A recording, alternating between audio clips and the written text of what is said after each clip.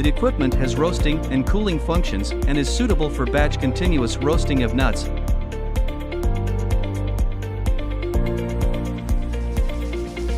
As the conveyor chain plate rotates, it drives the flat peanuts to move forward and starts to roast.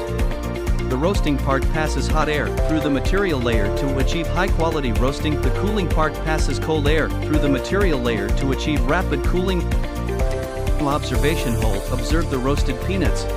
The ideal roasting effect of peanuts can be achieved by selecting the appropriate material thickness, chain plate running speed, and roasting temperature.